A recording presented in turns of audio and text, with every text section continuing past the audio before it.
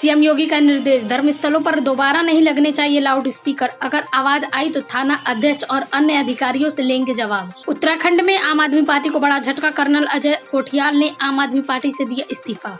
चारधाम यात्रा में registration full, Kedarnath और यमुनोत्री के लिए 31 मई तक करना होगा इंतजार। नोएडा के रोबोट रेस्टोरेंट में नहीं सताएगा कोरोना का डर, टेबल तक खाना पहुंचा रहे हैं रोबोट। सपा नेता ने किया शिवलिंग से जुड़ा आपत्तिजनक पोस्ट, धार्मिक भावनाओं को आहत करने का आरोप, हुआ गिरफ्तार।